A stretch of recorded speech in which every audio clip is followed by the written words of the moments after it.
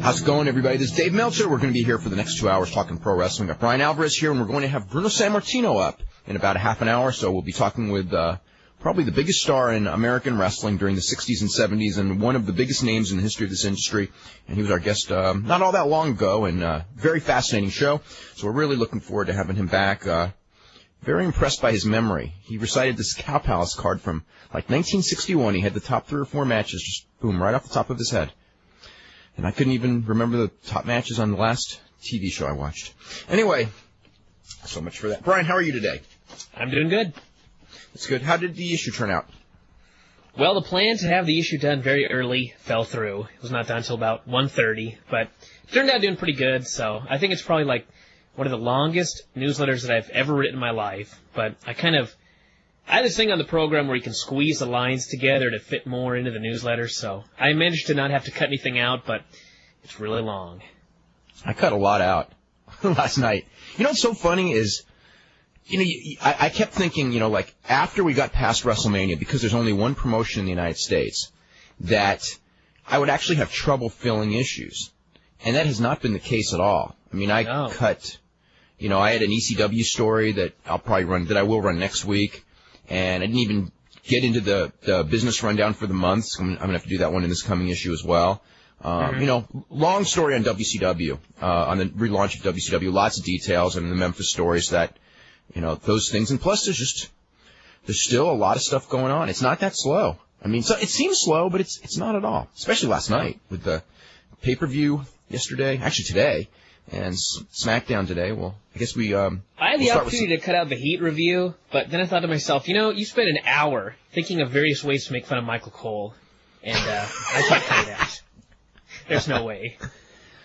I didn't even have room. I started watching last night. Kind of during breaks, I was watching a little bit. I guess of the Galavision. I saw just little bits, but I didn't sit there and take notes or anything like that. But I guess the Charlie Manson thing was on the show last night because I got an email about it. Actually, a couple of emails about it that said it was the sickest thing they ever saw. Said it was equal to the Sid Vicious leg break. So you're getting a tape of that, aren't you? Yeah, I'll get a tape tonight. And I'm going to be getting a tape probably tomorrow of that match on Saturday, the one with Jun Kasai, where he became the Human Shredder. So we will have some very sick things to look forward to on tape in the next couple of days. I watched the first 2 matches of the EML pay-per-view, and they were fun matches. I'm going to try to watch that tonight, the rest of the show. But anyway, so much for that. Well, by the way, later in the show, get a pen and paper out, because later in the show, we will give you the addresses for Observer and Figure 4, since we never do that on the show, and I've gotten requests to do that, so we'll do it tonight, later on. During the break, I don't know, like the one in, like an hour and 20 minutes from now, or an hour and 10 minutes, that break, when we talk about the website and all that other stuff. Anyway, we'll talk about SmackDown last night. Let's see, they had a lot of the Ohio Valley guys were there again. Rico Constantino, Randy Orton. They also had Scott Vick and Steve Bradley. Brock Lesnar, Shelton Benjamin. All worked, and people are raving about old Shelton Benjamin, let me tell you. By the way, he will be on the show. Let me get this date. He will be on a week from Thursday. So. Did we ever find out what happened to Ken Shamrock? No. I mean, I just figured that since it's been 3 no-shows, I think that he just... it's funny because, like, the first one, I just figured that, it was after the Fujita fight, and I just figured, he did not want to talk about the Fujita fight with me. But that's months ago. That was like September. Now we're in May. And several weeks ago, his father called me up and goes, Ken wants to do your show. I go, cool. So we booked a date, and then he canceled, and then we booked a second date. And then he canceled, and then we booked a third date, and I don't even know what happened, because he didn't even cancel yesterday. So I just think that... we should do a deal where we say we're having a tournament of former guests. Then there's no way you can no-show. I don't get that. He's got that reputation. You can never finish a tournament. Okay, how does he not no-show? I don't get it, though. Well, he'd have to. Okay. I still don't get it, but... Anyway, we got to... before we get into that, the Backlash pay-per-view... here's the situation. The top matches, it's going to be Undertaker and Kane, who are the tag team champions now. All 4 belts are at stake against Austin and Triple H. So, basically, if Undertaker and Kane lose, then Austin and Triple H add the tag team titles. They did this once with Diesel and Shawn against, wasn't Owen Hart and British Bulldog, where Diesel and Shawn won the tag team titles, and they'd already held, like, the Intercontinental in the world. And then I think they split up as a tag team. Didn't they have to because vacate obviously, him, like, the next night or something like that? Yeah, something like that. I mean, it was really bogus. You know, it was another one of those issues where Shawn Michaels didn't drop a title in the ring. So I guess that means that Hunter and Austin are going to win? No, but they can't because the next they could do? I think there's either two ways to do it. They either have Hunter and Austin win, so they have all the belts, or they just do the deal where Kane pins Hunter, wins the Intercontinental belt, and then there's your feud right there. So Hunter would be challenging. Could be. They could do it that way. I had thought. I don't think Undertaker's winning that world title. Or Kane. There's no way. Don't say there's no way, but I'm saying there's no way. That means that they may prove you wrong. But I don't know. I think that putting the world title on Undertaker, that'd be a big mistake.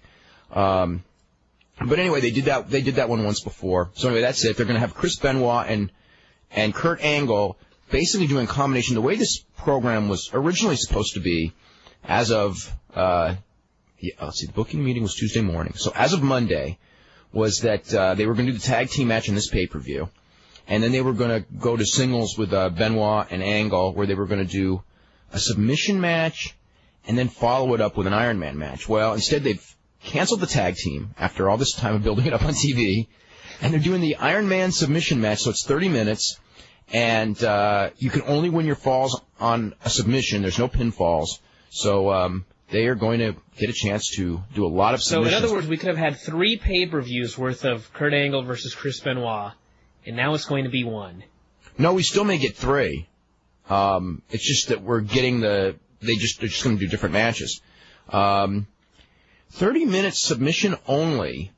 You know, I mean, that takes away the Olympic Slam. That takes away the diving headbutt. It takes away a lot of false finishes. I mean, it takes away every false, we're going to get a lot of submissions and rope breaks, and I guess it depends on how well, for 30 minutes, the crowd in Chicago will buy it. Chicago is a good crowd. In fact, it's one of the best crowds in the country, so, maybe a hell of a match. Of course, one of the things that I liked that they did on SmackDown was the deal where Kurt Angle comes out, and he has his lackeys come out, and he basically submits them with the ankle lock, a choke, and I think one other thing, an armbar or something like that. Armbar. Yeah, so anyway, at least they're getting over like a whole bunch of different submissions, as opposed to the last submission match, which, what was it, like Jericho and, Benoit and Rock. That's right, Benoit and Rock. And they really only teased one submission for each guy. So these guys would be on the mat trying things, and nobody would care because in the back of their minds, everyone's thinking, okay, Benoit's only going to win with the crossface, and Rock is only going to win with that sharpshooter or whatever. So I like the fact that they're trying to get over the fact that any submission can put a guy out. Yeah. Well, I think that's Paul Heyman booking. Because that's just the way he thinks. I don't know that, but pretty good idea. Let's see. So then Regal and Jericho are going to go in I think it's called a British Rules match, which I don't know what the stipulations of a British Rules match are. I'm guessing rounds, but I could be wrong on that. Then they're going to do Big Show and Shane McMahon, which we'll explain in just a second. Anyway, yeah, I know. Let's see, SmackDown opens with Regal coming out and basically yelling at Undertaker and Kane for getting in people's business like they did last night at the end of the show on Raw. And he orders a Kane Rhino match for the hardcore title. And basically Edge and Christian and Rhino all come out, and so do Austin and Triple H. And so Undertaker's brawling with Edge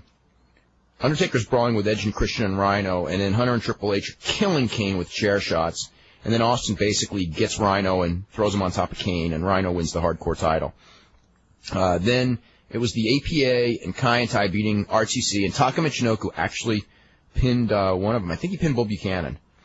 So then, let's see. Undertaker asks where Regal's office is, and then when he's told, he tells the guy, oh, by the way, call 911. So later in the show, not much later. She said call the fire department.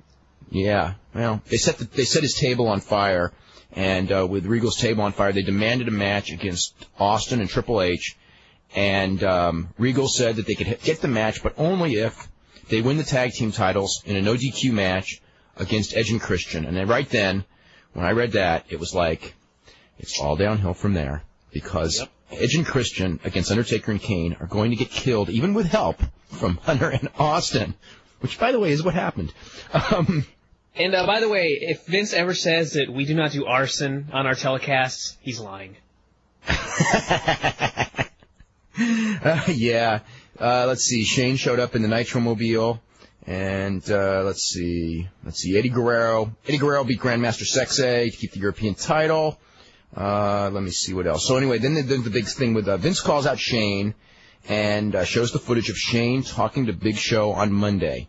By the way, Brian, before we get into that, you watched the tape of that interview unedited. What did he say? Or did he say anything? Or do you have any idea? I have absolutely no idea what he said because I played it back like 10 times. I turned the volume all the way up on the computer, and you just cannot tell what he said. I mean, if you think in your mind that he said goof, you can hear it. But if you think in your mind that he said something else, you can hear that too. So I don't know what he said. I guess we'll find out when they air the footage on SmackDown. I mean, if they air that footage again, maybe they'll do the same bleep, I think, unless they don't have to. Unless it was obvious he said goof, and then that's why they're airing it, is because they want people to know that's what he said. Well, I guess we'll find out on Thursday. So anyway, he accuses Shane of trying to steal the Big Show, but eventually he comes to his senses and goes, "You can take him. I don't care. He's a big flop anyway." And he actually basically says that. And then he tells Big Show, he's got to make a choice which side he's going with. So Big Show grabs his hand and starts to choke Vince, stops choking Vince, and then chokeslams Shane. And then Vince orders Big Show against Shane on Backlash. Then they have a tables match with the Dudleys against Jericho and Benoit, which, to me, if the whole idea is that Benoit and Jericho don't like each other, but they're teaming together for a common goal, which is the fact that they don't like Regal and Angle, then why would they be fighting the Dudleys, who they have no issue with, if they don't like each other? But anyway, I think on Monday it was kind of clear that they kind of like each other now. I mean, They held each other's arms up and everything. It wasn't like, the last couple of times they made the save for each other, they just glared at each other and walked off. So, the angle there was they don't like each other, but, they respect each other enough that they'll help each other in this feud. Now it's like, well, we like each other now. Okay, well, evidently so, because they wrestled the match. It's a tables match, and Angle pushes Benoit off the top ropes. Benoit goes through a table. Didn't go through very clean, but anyway, so the Dudleys won that match. Then, let me see what we had from there. Isn't it strange how the tables match, the rules change? Like, sometimes you have to put both guys through, and then sometimes it's only putting one guy through. Yeah, well, it's you're right. And then sometimes, who knows? Sometimes they'll do pinfalls in tables match someday too. Yeah. China beat Molly Holly. Heard that match was really bad because China sells nothing. Then they have the Angle Submission Clinic, which we talked about earlier. I think it's Doug Basham, Nick Dinsmore, and Ray Steele. Those were the three guys. And he basically submits all of them. And then Kurt Angle comes out, and not Kurt Angle, Chris Benoit comes out and puts Kurt Angle in the crossface. And Kurt Angle gave the crowd a BA when he was leaving, which is it's not a first in the WWF, because I've seen Shawn Michaels and Billy Gunn do it many times, but I bet it's the first time Kurt Angle has done it, at least since high school. And then Undertaker and Kane against Edge and Christian in an ODQ match. Austin and Triple H killed Kane, so Undertaker was left alone with Edge and Christian, and he killed both of them and pinned Christian with the last ride. And that was it. So no Hardys. No Hardys at all on the show. They may have an explanation on TV. Now, what did I they're hear? Dead. Yeah, the deal as far as what happened and why it happened with Hunter, as far as what happened in that ring and Hunter not selling and all that is nobody's fault except for Hunter, and then because he worked out that match, so that can be blamed on him. Hunter winning cannot be blamed on Hunter because Vince McMahon booked the main event, and when he booked the main event, he wanted that all titles gimmick, so Hunter did have to win the title back. In fact, Hunter was never really even supposed to lose the title, but they decided, hey, let's just do it. But even when he lost it, I mean, it was one of those things where they even if they wanted to keep it going because of the way the pay-per-view had been laid out. With the big guys? With the big guys. The way the pay-per-view had been laid out, Hunter had to be Intercontinental Champion, plus for the England show he had to be Intercontinental Champion. So he had to regain it when he lost it. He never had to lose it. That was Vince's doctrine, yes, had to. That wasn't Hunter. That was Vince. So I mean, because he had the main event booked, and then they just had to get there. And they could get there any way they wanted. And how they got there, you can argue about. And even that is quite strange. But anyway. Let's see. What do we have for a poll here? For today, how do you feel about the Backlash main event of Undertaker and Kane versus Triple H and Austin? A, will order the show because I always order WF pay-per-view shows, which is actually where I would fit in. B, will order the show because I like the match. C, will order the show because all the belts are at stake. D, will not order the show because of that main event match. And E, don't watch WF pay-per-view. So that's the deal there. Let me get to the poll for yesterday, which is what did you think of Raw? 11% said excellent, 40% said good. I think that's I would be good, because if the main event had a different storyline to it, I would have actually said excellent, but I'd go with good. 33% said average, 10% said bad, 6% said awful. Let's see. Today, it's the Hardys and their family. What? That's 6%. Yeah. Let's see, the Budokan Hall today, 0-1 had their pay-per-view, which on paper looked like a terrible show, but in fact was a really good show from all the reports I got. Let's see, Tatsuhito Takaiwa beat Naomichi Marufuji, which I would have expected to be really good, and Marufuji looked really good, and anyway, heard that was a very good opener. Second was Naohiro Hoshikawa beat Mr. X, who turned out to be, the mystery man turned out to be George Takano under a mask, who was actually a really good worker in the mid-'80s, but now he's overweight. He's overweight, and he looked bad. Actually, I heard that the match had no heat, but was a decently worked match. Alexander Asuka beat when you think of the mid-'80s, that's almost 20 years ago now. Well, 1984, 17 years ago, was when the Cobra was at his peak, when he had the feud with Dynamite Kid and all those people for the... Was the IWGP Junior Heavyweight title? No, it was then, in those days, I think it was the WWF Junior Heavyweight title. IWGP didn't come till later. He was the guy who was the successor to Satoru Sayama, and unfortunately, he was the successor to Satoru Sayama because even though he was good, it was like death. You know, it's like you're put in this position. Satoru Sayama was like the next Shawn Michaels, the next Ric Flair.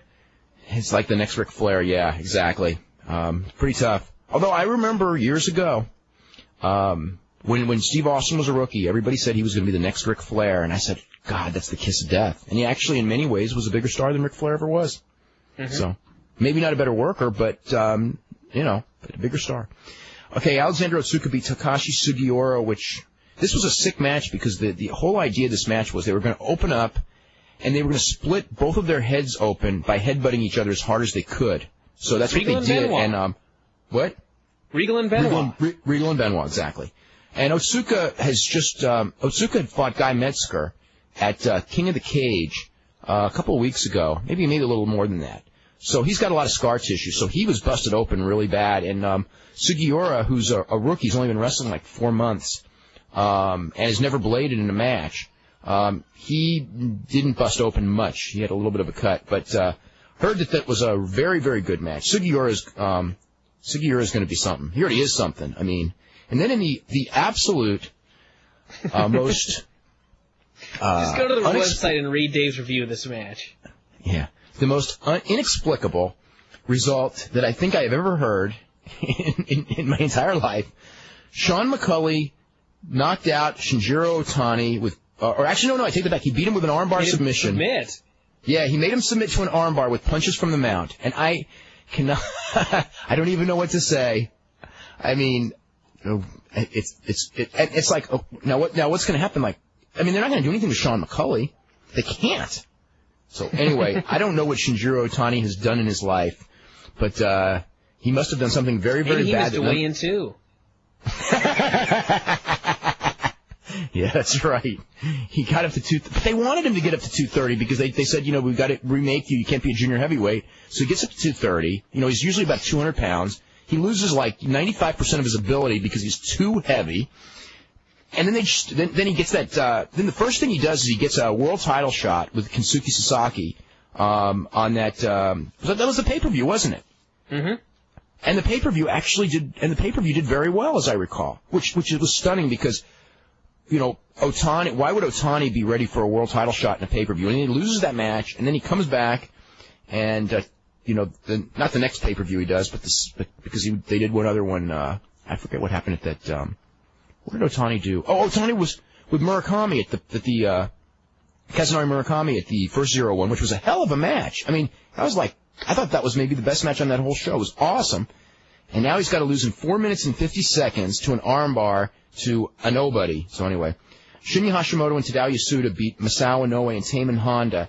And I mean, this match was just being ridiculed everywhere for the idea that Honda and Inoue had no business, being in a semi-main event. And obviously they felt they had something to prove, and apparently they did really good. They wrestled way over their heads, and it was a really good match, but Inoue ended up dislocating his shoulder legitimately, and the match ended up having to be stopped. But anyway, but I heard it was a very exciting match. And then the main event was Mitsuharu Masao and Takeshi Rikio over Murakami and Naoya Ogawa. It was only 6 minutes and 40 seconds, but it was a hell of a 6 minutes and 40 seconds. The complaint, of course, was it was too short, and that Misawa trying to work shoot was very strange. Misawa got a phenomenal reaction coming out because this is actually his first match back at Budokan Hall, which is the site of all of his big wins since the split, since he left. And Rikio apparently must have done really good because when the show was over, Hiroshi Hase, who did the commentary, said that Rikio was the best guy on the entire show. And I heard... wow. So anyway, they also announced that there would be Pancras guys on the June 24th pay-per-view. Yesterday you were talking about how Prince Justice looked like a mix between Rhino, Paul White, and the bad Terry Gordy. I didn't say the bad Terry Gordy. I questioned which Terry Gordy looked like when someone said that. He goes, I just got my family pictures in, and in those my face looks like a combination of Rhino and the bad Terry Gordy. So much for making me feel good. Okay, let's see. This is from Lance Holder, who goes, what is the background of S.A. Rios? It's just a wrestler, a luchador from Guadalajara, who learned how to fly long before he learned how to wrestle, and now he's trying to catch up, and is actually pretty damn good and never gets on TV anyway, and he's the object of derision because he's short, and that's what happens when you're short in the WWF. How old is Gangrel? I believe 35 or 36. Is there a Memphis Championship Wrestling title? If so, who currently has it? There is. I think it's called the Southern Heavyweight title, and the last I heard, Steve Bradley held it, but that was a couple of weeks ago, so if I'm wrong, somebody will probably write in and let us know. Did Jim Duggan, Dustin Rhodes, Bam Bam Bigelow, or Madeja receive their termination papers? I think Dustin Rhodes did. The others, if they have not, they almost assuredly will, but I don't know. What is the status of Nicole Bass's lawsuit against the WWF? It's still out there. It hasn't been thrown out yet. I think there was just an article on it a couple of days ago somewhere. Oh, really? What did it say? I can't remember. I didn't read it. Oh, okay. I was just informed that it was there. Okay. Address this as part of her claim. Quote, in another event, this one nationally televised, she was subjected to motions made when her back was turned by a male wrestler which simulated a sexual act directed towards her buttocks. She was never told this would happen beforehand by the WWF. What is this referring to?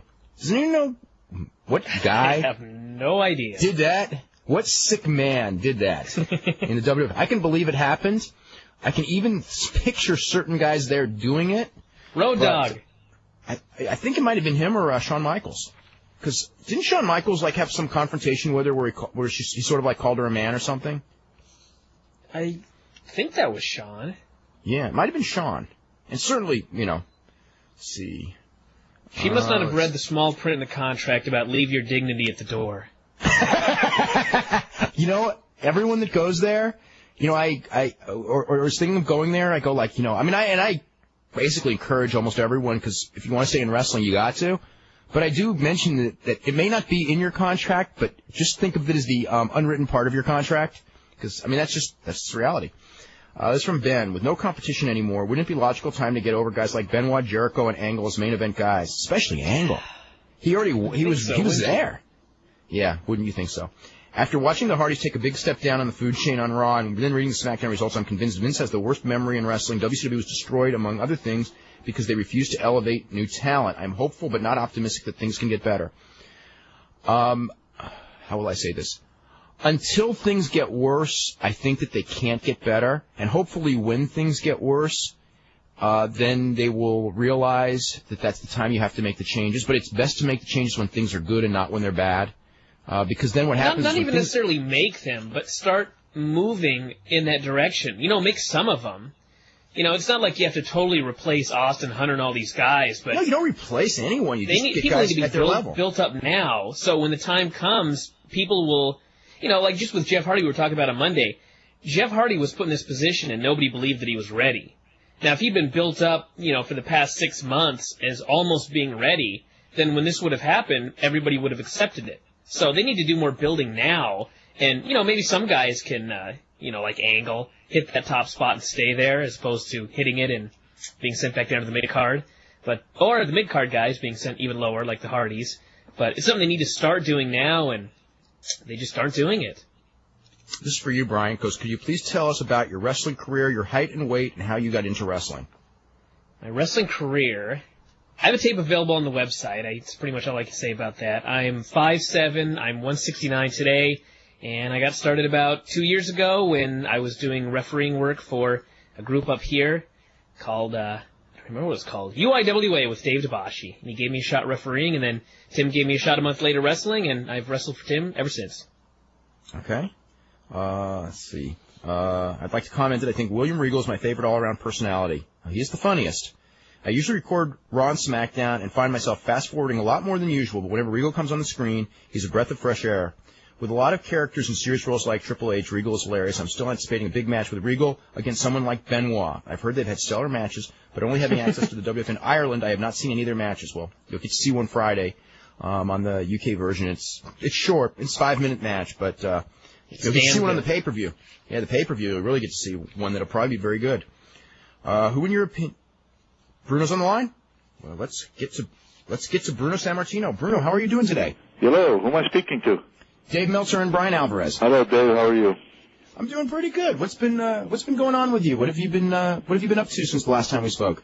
Well, let's see. What month did I speak to you last? I don't even remember. It's probably about 2 months ago. 2 months? Was it after I came back from Europe? Oh, yeah. We talked about going to Italy and everything. Well, like that, I just came back again last week. I was there again. Oh, okay. Oh. And so it was a nice trip. I went back to my town, took my wife with me so she could, because last time was such a rush trip, and this time we went and to absorb the thing a little bit more, and spend some time with the people. I still have relatives and friends there, and so it was a real great trip, and we just got back last week. So that's what's been happening with me.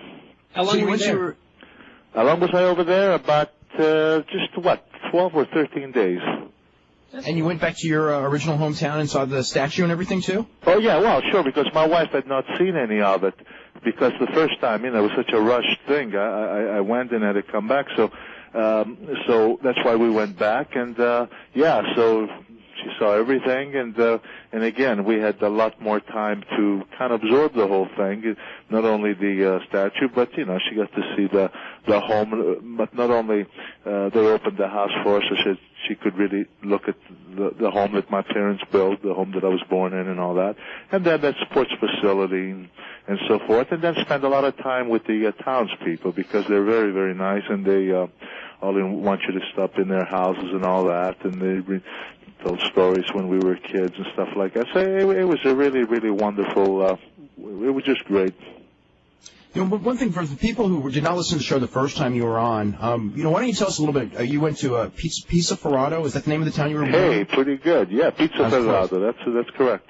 Okay, and just they, I guess around December or so, whatever it was, so just tell them about like the different things they did in honor of you there. Okay. Well, December the 8th is a big holiday in Italy. Well, I guess here too for Christians.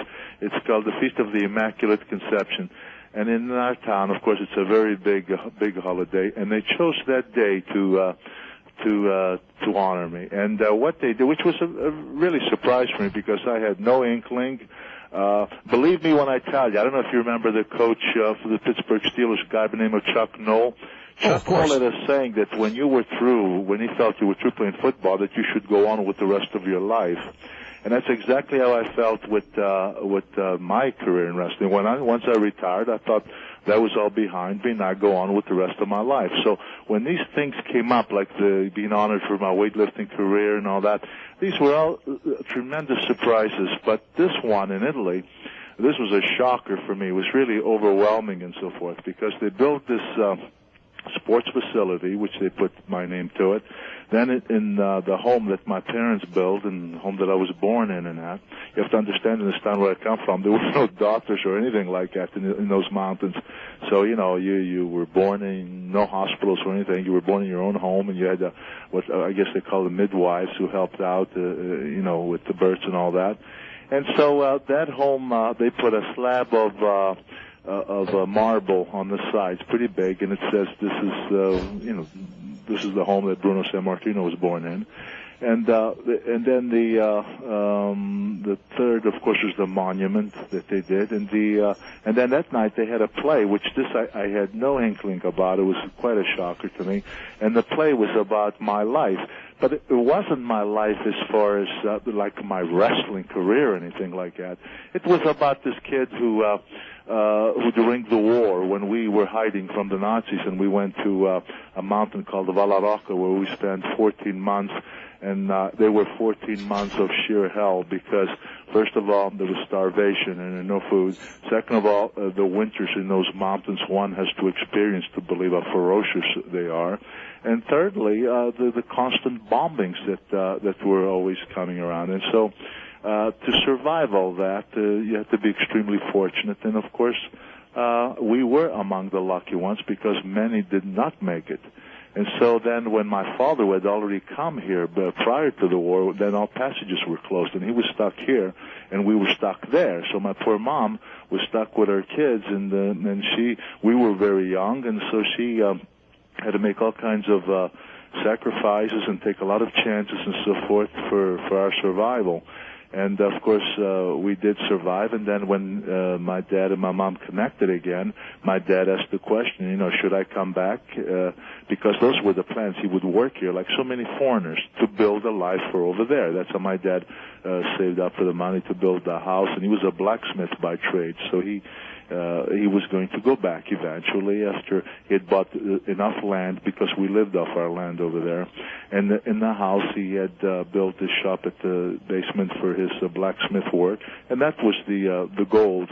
But, of course, everything then was changed because of the war. And when the question came up, should he still come back or try to bring us over, my mom said, for the kids' sakes, I think it's best if you could try to get us over there, because there'll be more opportunities for them to live a normal life than over here, because over here it's sort of destroyed that what future's there, And so the decision was made, and that's when my dad started doing what he had to do, and finally in 1950 he was able to bring us over here.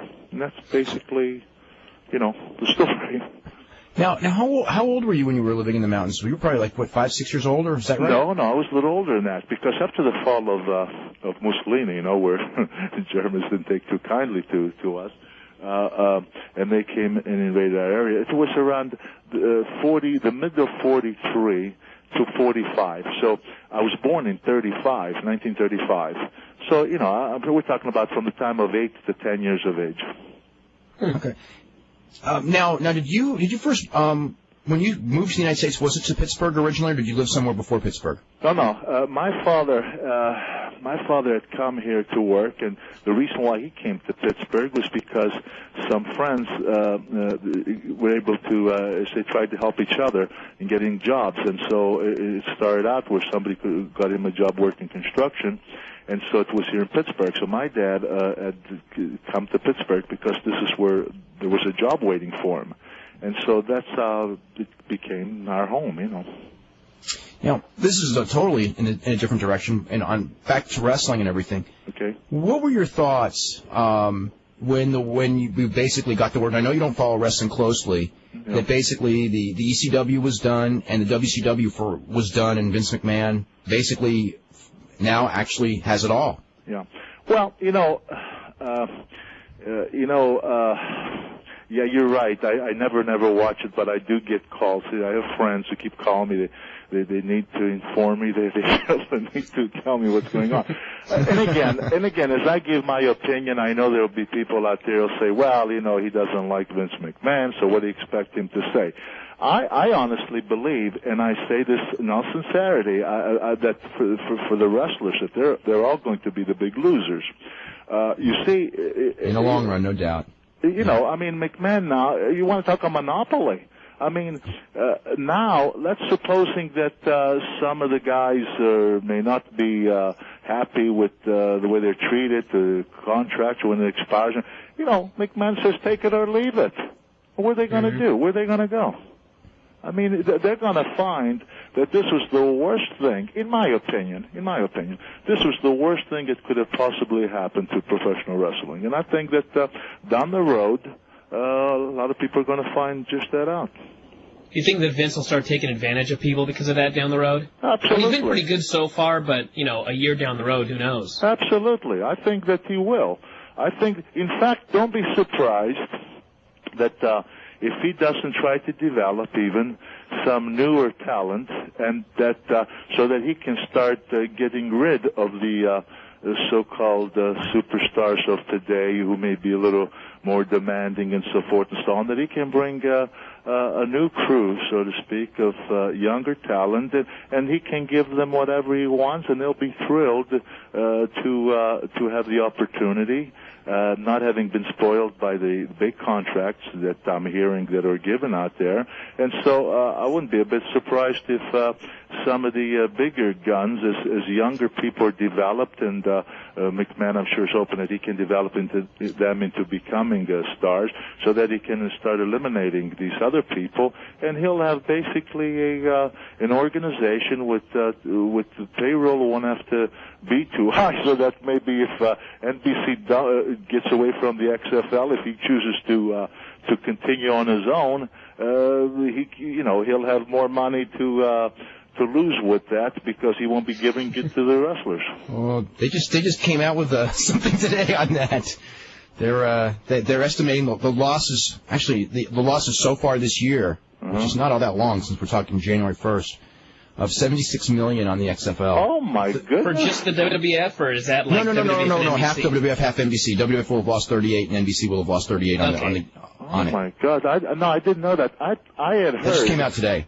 I had heard that maybe they were estimating, I think NBC came out a few months ago, that they were estimating that they could lose up to $30 million, but my goodness, $76 million. That's just so far. I mean, there'll still be more losses. Now, if NBC pulls out, but I think if they pulled out, then next year that would be $76 million if they lost exactly the same just for Vince, right? Okay, but there's something in the contract. If NBC pulls out, they have to pay a penalty to Vince because they committed for 2 years. So, and I think the penalty's pretty darn high, and I also, of the understanding that NBC is quite willing to pay that penalty. I think I saw somewhere that number was $50 million. 50? So, 50, that they will pay $50 million to get out of the contract next year. I don't know. Now, I don't know that one. I don't know if that figure to be true. That was a figure that I read somewhere. But even so, they're going to lose. So really, if Vince got out of it, and they paid him $50 million. He could come out on top. No. He would have to continue operating it for them to pay him on that. Because if the league folds, they don't have to pay anyone anything, I don't think. Okay. So that may be a reason that he goes for the second season. But even so, they're going to lose more money the second season than the first because they won't have the good first weeks. They're not going to be able to sell ad time. And the ticket sales, went so far down as the league went on. So they're going to have a lot lower ticket sales next year. Well, so he's still going to lose a ton of money, even with $50 million. That's exactly what I was going to say. If they may give him $50 million if he continues, but I believe that the losses would be greater a second year than they were even the first year. And so instead of 76, who knows? They might be 90 and 100. So even if he does get $50 million from them, look how much it's still going to have to come out of his own pocket. But you know what? I don't believe and this is just gut feeling because I don't know anything about what he's going to do, but I think that McMahon is talking game right now about that if NBC gets out that he'll continue on. But I don't buy it. I think that there will come a time when he's going to say, for whatever reason, that he'll come up with, and if NBC folds or gets out of this, as say they are, I don't believe McMahon will continue on his own. I really don't. One of the things that I think a lot of fans today don't realize, because there's not a lot of history on wrestling, and then if you go back to, say, the 60s, there was wrestling in so many, we talk about a Brazil or a France or a Spain or India or Pakistan. I mean, all of these countries actually had professional wrestling, and now very few of them do. Yeah, and do you even know why? I mean, I know you probably went to a lot of them, but I mean, it's one of those things where I look back at like old newsletters and I see like, my God, there was, or England, like where you read about like that they would have 30 shows a night in England or something. Yeah. And I'm not exaggerating when I say that. And I'm going like, there was so much wrestling during this period where people think there was no wrestling, and now when people think that wrestling's so big, there's actually, as far as matches, there's not a whole hell of a lot of matches every night. No, that's true, Dave. For example, like in the 60s, like when I was touring South America, my goodness, they had a lot of wrestling going on in all those countries, whether it be in Argentina and Brazil. I mean, I remember in Caracas in Venezuela, they had this old stadium that used to have bullfights many years ago, I guess. And there were about, let's see, what did it hold, 38,000 people, and we complete sellout. They must have turned them away by the thousand. That's how big and popular it was. In Manila, in 68, I don't remember the year for sure, but same thing. I mean, in a big building. I don't know the name of the building, but same thing. I mean, it was really big. Yeah, I'm glad you said that, because a lot of people think that wrestling is big today, but yesteryear, it was like Mickey Mouse. Like I heard one time, which I was insulted by it. Hogan said in an interview that they took wrestling from the small, smoke-filled back alley place to the main arenas. I found that so offensive, because we were in all the big arenas, for not only when I started, but of course way before my time ever came. And to suggest that wrestling was like that back then, I would tell people like him and others that there was a heck of a lot more respect for professional wrestling back in those days than certainly there is today. One thing, a couple of questions that we got early in the week before, when people found out you were going to do the show. There's a question, a couple of people asked me about it, and I really wasn't aware of this, but a lot of people have asked, is there still any tension with you and Larry Zbyszko? Is there tension between me and Larry Zbyszko? Not as far as I'm concerned, but I haven't. Well, let me put it this way. We haven't seen each other or talked to each other for many, many, many years. We are not on friendly basis, but not because of, what happened in 1980. I really don't like to get into it, but there's a couple other things that have happened that I think I'll just go as far as just saying that I was at some disappointments concerning Zbyszko, and our friendship, there's no friendship. Let me put it that way. Okay. There's another question we got here. A couple people have asked and brought up Tony Marino, who you dubbed. Was that your idea to call him Batman in the 60s? Absolutely not. Tony Marino was wrestling as the Batman, and when I was in Pittsburgh, he contacted me to come in. But Tony knew, and that's why he was trying to convince me, because I was very, very outspoken in those days. I did not like gimmicks. I wanted guys to go in the ring with tights and boots and that, and I absolutely always despised gimmick from the first day I got into the business. And so he contacted me because he knew that I had some say-so, and I said, Tony, you look tremendous. Tony had competed in the Mr. America contest back in 1951 and 52. He had a great physique and all that. And I said, and he had a background, he was a good athlete. He played football too, besides wrestling. And he said, please, he says, beg of you, just to let me come in so I get some attention, because he hadn't, for whatever reason, he had never gotten a real break in wrestling. He said, let me just come in with this. He says, and then he says, we'll take it off. He says, we'll come up with a reason why, it's going to come off. But just so it'll make a little bit of an impact. I tried to talk him out of it, but I knew he was very, very strong. He believed in it so much, and so I went against my own belief. And I said, okay, Tony. I said, but it can't be long range. It has to be for a short period of time. He agreed. Came into, I helped him, he came into Pittsburgh where they had the tri-state wrestling at the time, where between the part of Pennsylvania, West Virginia, and Ohio. And he came in as the Batman, but as the time came, he had to take it off because that was the agreement, and he did. One of the things the whole Batman costume, like the superhero? Yeah. That's the mask what with he the was wearing. ears and the cape? Excuse me? The cape and everything? Yeah, that's what he would come in the ring with. Then he would take the cape off, of course, but he would maintain the Batman outfit. Yeah. Yeah, I was going to bring up something totally different, which is kind of about lifting and powerlifting and things like that. There was an article in a muscle magazine that I read, I think about 2 months ago, I'm guessing, where they listed, it was very interesting, they listed like the strongest men who ever lived. And you were on that. They had about 20 names, guys that you would be familiar with. I'm not sure how many of our listeners would. Like the Douglas Hepburns and the Paul Andersons of that era, and people, Bill Kazmaier, and people from the current era. And you were on that list. And one of the things they were doing was like comparing lifts at the times and things like that. And the author said that if you were doing what the guys today were doing, that he had no doubt that you would be bench pressing more than 700 pounds. Well, if I had been on you mean the steroids and that? Steroids and bench shirt was what he was, and the supplementation that the guys do and things like that was what he was talking about. Yeah. Well, you see, Dave, you have to understand something too. That when I got into professional wrestling, I had achieved my lifts at that age, because once you got in wrestling and you start banging your elbows and you start banging this and that, your lifts aren't going to go up. They're going to come down. So I honestly believe, I've always felt in my heart anyway, that if I had not gone into professional wrestling, if I had the right job that allowed me the proper, because remember, I was a construction worker before I turned pro, so it wasn't easy working 8-10 hours a day construction and then going to the gym at night and pump iron or so anyway, I got up to I did 565 on a bench press, and I did it with a 2-second pause on the chest. You weren't allowed to use elbow pads or anything that later on the guys started using. I did over 700 pounds in a squat and deadlift and what have you. Now, I did this all prior to my 23rd birthday. Now, you don't reach your peak in powerlifting till you're in about 33, 34, and maybe even up to 35.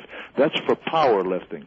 For Olympic lifting, I think you would peak out by the age of 30, although we had guys that did phenomenal after 35, 36, but those were rare cases. I believe that if I had a better job than what I had and had not gone into wrestling to, bang up the elbows and back and all that stuff, I honestly believe that without the drugs, I would have gotten up to around 650 or better on the bench. Wow. Nobody was doing. Excuse me? Nobody was doing that in that era, were they? No, when I did 565, nobody was doing it. Yeah. Wow. Not really. Well, let me take it back. Doug Hepburn of Canada. He was around that range, but he had done 550. But in all fairness to him, he was spending a lot of time with the Olympic lifting and not as much on the power lift, for example, as I was. I was spending much less time on my Olympic lifting than I was on my power lifting. I did both, and I competed in both, but I was more of I don't know, what do you want to call it, a natural, or had more drive or whatever in my power lifting. But there was a little difference too. Doug Hepburn was a 350-pound guy. When I'm doing these things, I'm at about 260, 265, and 270. Now, what are your workouts like nowadays? Excuse me? What are your workouts like nowadays? Are you still doing any of those lifts? What I do now is I work out every day. For example, I work out a lot with the dumbbells and dumbbell bench pressing, right? Mm-hmm. Sure. Yeah. Okay, I'm not strong or anything like I was, but I can still go up to the 100-pound dumbbells, and I do sets of eights with them. I'm 65. I'm going to be 66 years old, and I still do curls with the 55s and 60-pound dumbbells.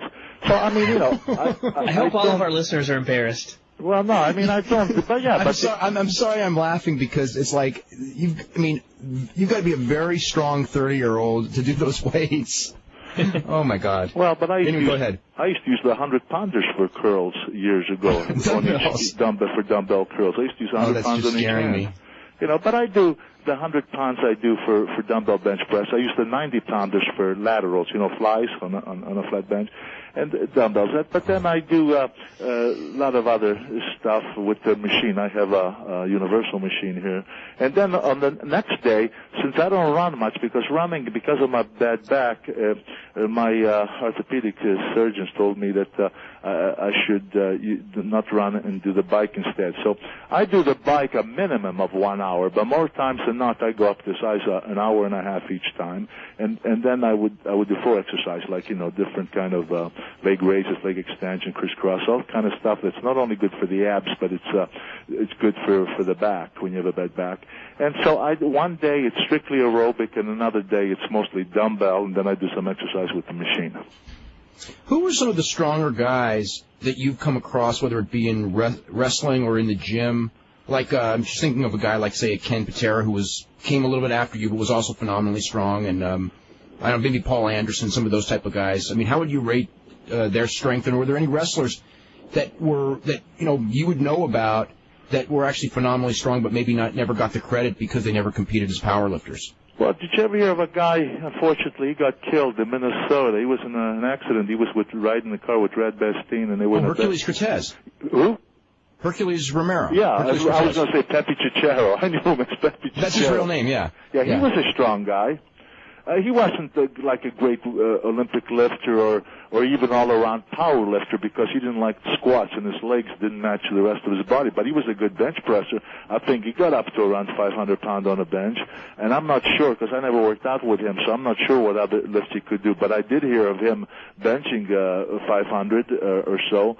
And so that was keep in mind, too, guys, David and Brian, that a lot of guys that you mention nowadays, now I'm not going to get into that because I like some of these people. You mentioned Kaz Meyer and different guys. But remember, too, that when you're talking about some of these people, you're talking about the guys who were drug users. By drug users, the steroids. Well, pretty much all the world-class lifters, it's almost considered a given now. Yeah, that's what I'm saying. So when you mix those few of us who never touched that stuff versus those who were on it and on it pretty good, well, then maybe we weren't rated right up with them, but we were outdone. Keep in mind that not only did they use that stuff, but they also, the size, some of these guys were 300, 350 pounds, 375.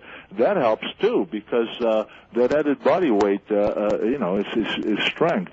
So to me, I just like this weightlifting thing that I was honored recently. What they try to do is they look back at yesterday and find out the guys, and they do pretty good homework as to who might have done some drugs or not. And there are lifters who have tremendous, who have done good lifting, and they will not honor them because they know for a fact that they were using these drugs, and so they will not honor them. Let's go to the phone calls. We've got a full bank of calls. We're going to start with Charles in Connecticut. Charles, what's going on? How you doing? How you doing, Bruno? I'm fine, Charles. How are you? Yeah, it's a pleasure to talk to you. Well, thank you. I want to know when Vince started, what you thought when Vince started buying up all the territories and he started, expanding nationally. He didn't buy too many territories. I think the only one he actually bought was Stu. He bought Stu Hart's for $1 million, paid him $100,000, and never paid him the other $900. So Stu never actually got the rest of his money until a couple months ago. Yeah. Okay. Bought or took over? Okay. He took over. I knew right away that was. Well, he did buy his father's territory. Also, I should say that. Yeah. Anyway, however that worked. Yeah. Anyway, go ahead, Bruno. Well, I was around at the time, so I know a little bit about that too. But anyway, the point is that what did I think of it? I thought this is going to be a losing situation for the wrestlers. You have to understand something, that in those days when you had so many different territories, the wrestlers, in my opinion, they had it made in the sense that if you weren't happy in a particular territory because maybe you'd been there a little too long, and maybe the promoters felt that the best of you, had been used, and you're more or less now have to play second, third, and fourth banana on the territory. You were free then to make your contacts and move on and so forth. And a lot of times, like I remember guys that I wrestled in New York, for example, whether it be Koloff or whether it be Tanaka, whether it be Bill Miller, Don Leo Jonathan, these people, would get the great publicity for having wrestled here, there, and they had no problem when they were, let's say, done in that particular area to move on to other areas and and remain headliners and be fresh in other territories. And those guys that weren't necessarily headliners, they still could move on from territory to territory and always be employed and always do okay. What happened when he started doing that? For one thing, I believed, and I said at the time, that seeing the direction that he was going, a lot of these territories eventually would die, and they would no longer be territories, but maybe eventually would. And I made that prediction to the guys at the time who thought that what McMahon was doing was great, and it was going to be, wow, for those of us who work for him, we're going to be wrestling all over the country and all the arenas everywhere. I said, well, you're going to find that a lot of these places are going to fold. And eventually it'll be to where either if he succeeds, he'll be the only one. Of course, when Ted Turner bought, the NWA, I felt that with the power, the money power that they had, that he could stand up to McMahon and be a force. Which eventually, of course, as we all know, they were the two, the WCW and the WWF. But it did away with all the territories. And look at what's happened since. Yes, it's true. Some of the guys are making money like guys like myself and people in my time would never have imagined that people could make. At least I'm going by what I'm told that they make anyway. But by the same token, look how many guys are out of work or these independents that really are not putting them down, but they're really Mickey Mouse stuff. Whereas in the days of the territories, maybe nobody made $1 million or millions of dollars a year, but I'll tell you, everybody was making a darn good living, and everybody stayed employed, and everybody could move from one territory to another, and it was just, in my opinion, that was still the best system. Yeah, I know you don't watch any wrestling today, but what are the like some contemporary wrestlers that you like from the 80s or the early 90s or whatever? When he first came out, and I do mean when he first came out before he became what he is now, I thought that Scott Steiner looked, and I'm not talking about his physical appearance, I thought his work in a ring. When I first saw him a good while ago, I can't remember if it was maybe 1990, I don't remember the year, but I thought he looked very, very good. The way he was moving and so forth, and I thought, then of course I'm impressed with guys like this Benoit. I think this guy is very impressive with his work in the ring. I think Malenko. I think and there are a lot of other guys that I don't even know. Because like I say, from then I haven't watched it in such a long time. But there were a lot of guys that I thought were very impressive in the things they could do. Now, what I'm not impressed with, not that that I could ever have done any of it, but these acrobatic guys, that doesn't impress me. Not that it doesn't impress me that it's a heck of a talent to be able to do that, but it doesn't impress me to have that in wrestling. I don't like that in wrestling. To me, that's not wrestling. When you had an individual many years ago who did some of that acrobatic stuff, like a Rock or Carpentier, there was there was just one or two guys. But now, some of these guys with their triple somersaults and quadruple front flips, whatever they do, there's so much of it and so many of them that to me it's completely taken away from wrestling. Anything else, Charles? What about Hulk Hogan or Ric Flair? No, as far as Ric Flair was always a talented guy, a very hard worker, very talented. I just feel the only negative I say about Flair was that as the years went on and on and on, he became very routinish about, you could almost predict everything he was going to do. And when you get like that, well, I don't know. And as far as Hogan, well, let's forget about it. I mean, when you mention Flair and Hogan, let's not even mention the same two in the same breath. I never saw Hogan as any kind of a talent. I'm sorry, but it's just the way I feel. He was just a guy. He's a big guy. He looked great due to the aid of some chemicals. But as far as to suggest that he was a great guy in that ring, no, I never thought that. Bruno, yes, sir. We have a bunch of questions here. The story is about Zbyszko again.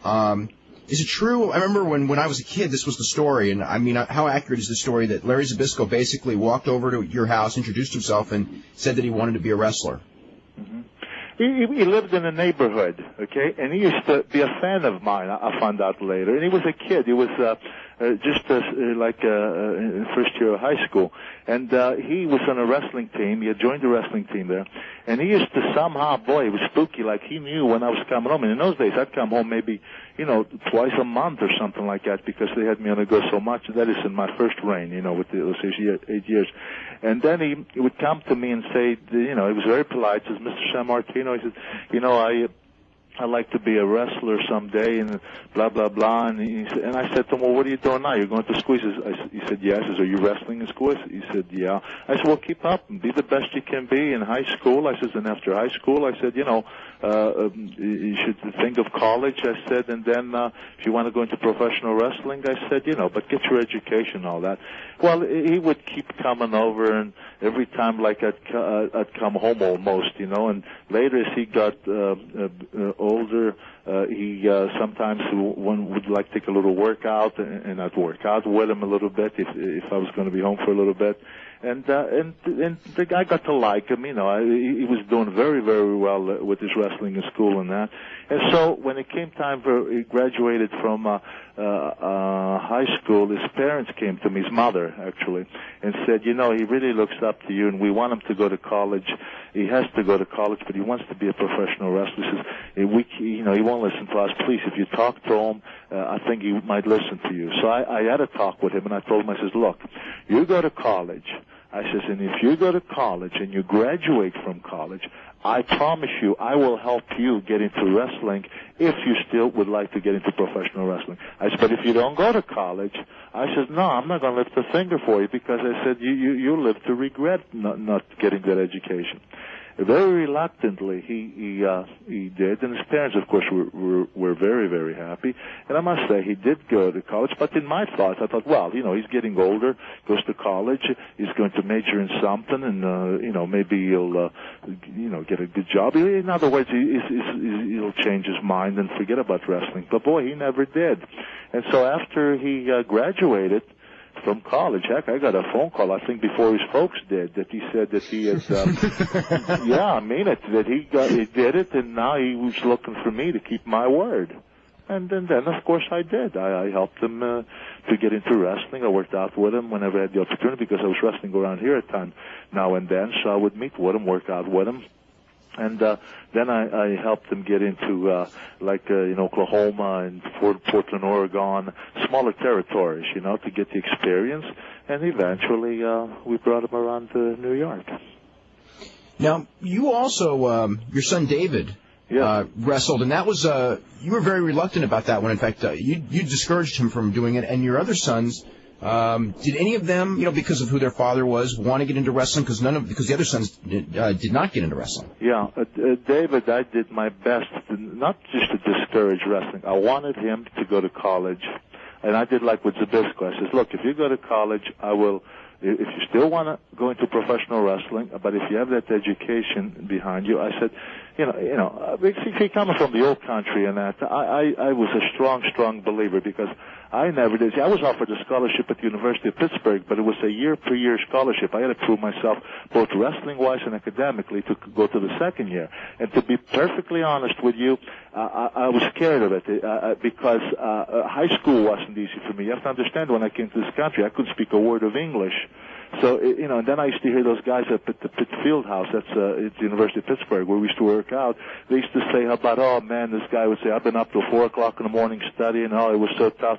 And I thought, my God, if it's hard for these people, what chance have I got, academically, I just had no confidence. And my dad at the time knew this Italian carpenter, a contractor who could get me in the union as an apprentice carpenter, and I chose that way because I honestly didn't believe, I didn't have the faith that I could cut it.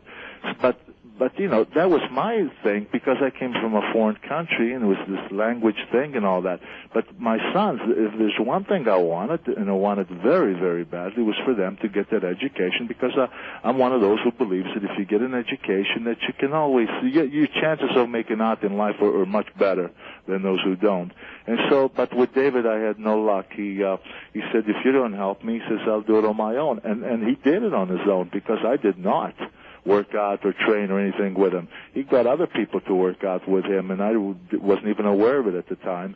And before I knew it, he got somebody, one of the to fix him up to go to where did he go? Puerto Rico for months and months, and anyway, that's how he got into it. But no, not against my wishes. My other two guys, they wrestled in school. One of them was a pretty good pitcher. He was a very good pitcher, but he messed up his elbow, and then he went into track, and he started throwing the javelin. But he had a very, very strong arm, and in fact, even with the messed up elbow, they just had him in the paper. They went back 15 years of some records that were set in the school for track and so forth, and they had him for his record still hasn't been broken for the javelin throw. He threw around 210 feet or something like that, and it still stands 15 years later in the high school. But then he started wrestling too, but as far as professional wrestling, I told him, I said, get that education, forget professional wrestling. And then, in all honesty, guys, as they saw the wrestling change and so forth and so on, that in itself, I think, kind of changed their minds as well. I don't think that they wanted to be in it. I'm not saying that they necessarily would have had the opportunity to get in it, because once McMahon became the big guy, and my situation and him, I doubt very much if he would have been that anxious to have my sons wrestle for him. But I think they changed their mind on their own, and they still work out. In fact, one of the guys, he still likes to work out on a mat with another kid he graduated from Slippery Rock University, and they still go and work out on a mat a couple of days a week. They work out with the weights first, and then they go work out on a mat. But they have their jobs, and that's it. No wrestling.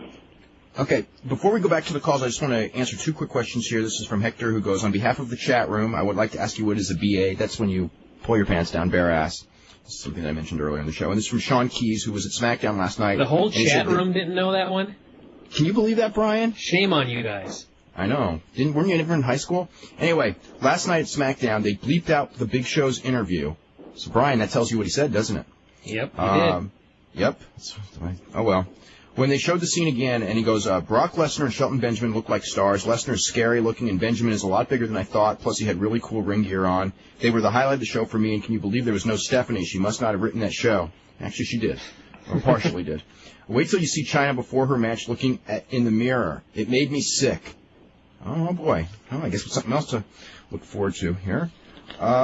This is from Alan in New York, who said that, I have a question for Bruno. I know that you worked on numerous occasions for All Japan Pro Wrestling. Actually, well, he did work for All Japan, but he worked for the old group in the 60s a lot, too.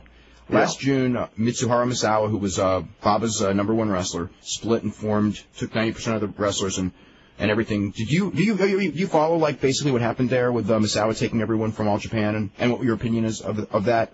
You mean what's going on now? What happened? Yeah, what's going on now with All Japan and Noah Split? I haven't the slightest idea what's going on now. I really don't. When I went to Japan for that tribute that they did for Shohei Baba, I had been told at the time when I was there that his wife was going to take over, and then I heard later from somebody, I'm not even sure who from, that a lot of the wrestlers had taken off, and recently Stan Hansen told me he wanted to send me a photo. He wanted to send me a photo showing how I broke my neck, and that nice. Your head going straight down, yeah. Yeah, he wanted to show me that, and he was telling me that she was still struggling to carry on. But I really know nothing of what's going on in Japan. Do you remember this question asking about Baba and also Jumbo Tsuruta? Do you have any thoughts about those two guys? Did I ever what? Thoughts about it. I know you knew Baba very, very well. Very Jumbo well. Tsuruta also. I mean, you would have. Let me tell you something quick today that you might be interested in. When Baba and Inoki were still together, the same organization. Yeah, that's the 60s. Yeah, and then Inoki was going to go on his own. What happened was a tag team match in Osaka with me and Dominic DeNucci against Baba and Inoki. And Inoki, because I was one of the guys, I'm not going to tell you I was the only guy by any means, but for God's sakes, but I was one of the top guys over there. That I used to do very good business when I wrestled Baba, and it's who I usually wrestled. And anyway, Inaki, because he and I never hit it off, he just never did. So he tried to pull a little double cross in that particular match because Baba, poor guy, didn't even know what was going on, that Inaki was leaving. This is like a little bit of a double cross. It was hard to understand all the politics of it all over there because of the language barrier. You just knew that something was going on, but I really wasn't sure. So I'm in the ring, and Inaki tried to cross me. He had been working out with Dutch some. And he tried to cross me to beat me, so that I guess they were going to use it for public. So he had a pinfall on you because very few people did, right? Yeah. Excuse me? So he was going to try to get a pinfall on you, which very few people got. Yeah. Yeah. Well, he tried, and then when I saw what was going on, and I saw that, then I fought him off, and I got off of him. And anyway, make a long story short, I hooked him with a front face lock and almost broke his damn neck. But he managed to, because we were by that corner, he tagged Baba. Then he never came back in the ring for the rest of the match. But I told Joey Gucci, I said, something is going on. I said, I don't speak your language or anything. I said, but you better tell Baba to be careful. Something is happening here. And then I came back after the thing was over, and I found out then that he had, that they had split, and Inaki had formed his own organization. One quick thing, and then we're going to start going to the phone calls. This is from Garen Shea, who was also at the TV tapings last night in Nashville, who said, I've got a couple of observations. He goes, I did not hear one person cheering for Steve Austin. The turn has finally worked. He goes, I was very impressed with Randy Orton. The crowd even applauded Japanese style after his match. That's Bob Orton. Bruno, you would know his grandfather, Bob Orton Sr. Oh, yes, I wrestled Bob Orton many times. Yeah, just his grandson just started wrestling just in the last couple of months. He's so whose son would he be? Bob. He's Bob Jr.'s son. Oh, the one who wrestled in the WWF. Yeah. Oh. And he goes, at a time when WCW can only afford to have positive a build-up, I think they were really buried last night. And we'll have to watch how that turns out. Let's go to David in Nebraska. David, what's going on? Hi, Bruno. Yes, sir. I tell you, it is an honor and a privilege to get to speak with you. I grew up in Boston, and you were my hero growing up. You really were. Oh, thank you very kindly. When I was a kid, we used to have this Catholic priest, Brother Bob Russell, who used to take us to the garden every month. And, I just wish there was something like that was still available. Something that, I could take a kid to and not be embarrassed by. Or a priest. What was that, Bri? A priest. Think about that. Yeah, think about that. That's right. It's just, it's really a shame to see what's happened with the sport. I mean, I'm trying to get into Japanese wrestling, and the language it seems to be stopping me. Oh, and it's also 3 years too late. Yeah. It's really. I still like it, but I mean, it just the guys are really banged up there. They worked a very hard style, and the younger guys just aren't ready for the spots, and it's kind of like one of those in between periods there. It's not really very good. I don't say it's not very good, but it's not what it once was. But it's better than what we've got here right now, Dave. I really do believe that. It's different. I mean, I don't want to knock the guys because I think that the guys in the ring are very, very good. But everyone's got their, ideas of taste, and I mean, I could see why people don't like it, and I mean, hey, my girlfriend's younger brother is a big wrestling fan, and there's a lot of times when there's stuff on where I'm just going like, I don't want him, or there's times where you don't want him watching it because you don't know what you're going to see. They're not. To me, one of the things I don't like about WWF is that they know what their audience is, but they're not responsive to it, and then they wash their hands and say that's not our audience when they know full well it is. A lot of the stuff they do, if they didn't have a kids' audience, it wouldn't bother me so much. But they know they do, and then they try to say that we don't market to kids, and it's like when they start saying that, you're just going like, wait a minute, now come on, don't even insult my intelligence. Talking about everybody watches SmackDown. It's the most watched show among families, and then talking about showing clips of everything on that show. Yeah. Well, I just think it's a shame. Bruno, I've got 2 questions for you. Okay. First one being, when I was a kid, I got a whole bunch of pictures of you. I got a couple with Ken Patera and a couple of you just, coming out of the ring and all. Is there like a P.O. box or somewhere that I could mail something to you to have you autograph it? It's amazing you don't have my address because I get mail every single day from people sending me photos to sign or requesting it. I don't know where they get my address, but I thought maybe it was in these internets or someplace. I don't know. Probably. I'd be happy to do that, but obviously I can't give my address over the phone. Right. That's why I was hoping that you had a no, I don't. Like I really a P.O. box or something. Oh well, I'll find that one eventually, as most people do. The other question is, in Lou Thesz's book, Hooker. Yeah. He really wasn't real kind to you. Well, you know what? I'm glad you mentioned it because I want to tell Dave before we get off. There's a couple of points I would like to clear up that I think is very important. If you can allow me a couple of minutes. Oh, please do. Okay. And maybe you can listen, and then I'll tell you about that. Okay. Let's do that right now. Yeah, let's do it right now. Do it right now? Yeah, okay. Sure. Dave, I know that you interviewed him, and I'm not faulting you that because you basically, at least from what I'm told and what was read to me, what Thez told you, and I wish that I had been given the opportunity to give my side. But let me tell you the facts, and these are the facts. What happened was that the WWF, we were going really strong. I mean, Vince McMahon was getting requests from NWA territories for my services.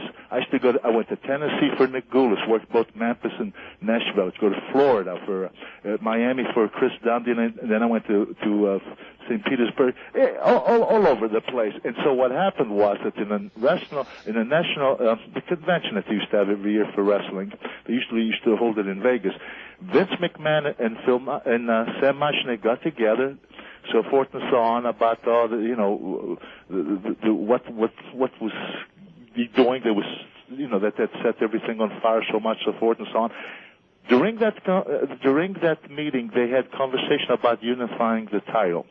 And okay, so the problem then came as they started having meetings on doing this was the dates. Sam Machnik needed 15 days a month of the champion. Vince McMahon couldn't do he had to have 17 days. We're getting into trouble now. Yeah, they had all these meetings. I was never in any of the meetings, I must say. I heard that Thez was in one of them. True or not, I don't know, but that's what I was told.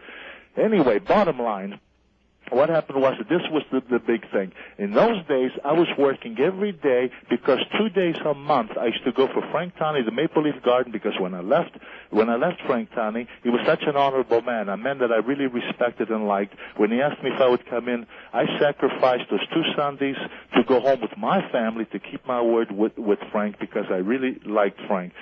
But it was becoming too much. When a guy named Phil Zacco, whether you guys know him or not, knew him or not, he was with Vince McMahon and Tootsmont. He and I were good friends, and he told me on a Thursday where we used to go to Washington to do the TV, and he said to me, he says, they're fighting over these things. I don't know why they want to do that. And he said, we're doing so great. Why do we need to get involved with this unification? And I said, well, what's going on with that? He says, well, and he told me the story about the meetings, and they were debating over the dates. So I got a little angry because all this stuff was going on, and I was completely excluded. So I went in, I told Vince McMahon and Tootsmont that I wanted a meeting with him. So we went to Vince McMahon had like 3 rooms in his office. We went in there, and I said, look, I understand that you guys are negotiating, but the dates are a problem, blah, blah, blah. And I said, I don't care who gets what dates. I said, but let me make one thing perfectly clear. I said, I'm going to talk to Frank Tanny, and as much as I care about Frank, but I need those 2 Sundays that I'm giving up for my home, for my family. I have a wife and I have a kid. My mom and dad are getting old. I said, I'm going to take all 4 Sundays are mine. The other days, whether it's 26 or 27, depending on 30 or 31 day month, I said, I don't care how you guys split them up, whichever way you want. I don't care. I said, but I want to make it clear because before you guys agree on who gets 15 days and who gets 16 days or whatever, then I'm going to be in the middle because I'm not going to do it. So I said, so when you figure out who gets how many days, I said, remember the 4 Sundays are off. Tootsmont right there said, see, Vince, he said, see, I told you from the beginning this is a stupid idea. He says, why do we want you? Well, Toots told me later it was a bit of an ego thing for McMahon. He wanted his guy to be the one and only champion. So anyway, when these 4 days were eliminated, then it was problems, because now instead of working with 31 days or 30 days from now, they had to work with, say, 26, and Vince McMahon absolutely would not do for less than 17 days because of all these major arenas and all that. And so then the thing was put to a halt. I've been hearing all these stories, and I understand that you may have wrote about it too, Dave, was that Fez was demanding $100,000, and that a year later that the title was switched back. You know how stupid and ludicrous that is? First of all, why would McMahon consider going after 1 year to give Fez the title back? Why would he want to do that? Fez isn't the guy that they could use in New York. Fez wasn't, the few times they tried him, he never did anything over there. So Vince would never go for that. And $100,000? Gee whiz, after the deal fell through, who did he lose the title to? Gene Kiniski. Did he get $100,000? And did a year later, did Gene Kiniski give him the title back?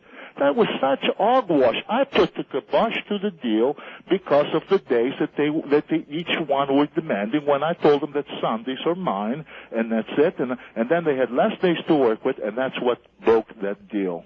Nothing else. Because Fez, unfortunately, he may have been great in the 30s and the 40s. I don't know his record. Obviously, he must have done very well as far as an attraction and that, because he was champion 6-7 times. But when it came to the 60s, Fez had his good days behind him, because I was in Toronto, and I seen him when he came up there. In fact, that's another thing. He says that in an interview he did recently, he said that what a coup Frank pulled, because he got McMahon, because they were friends, to first give Rogers and then to give me, in other words, to wrestle Fez in Toronto.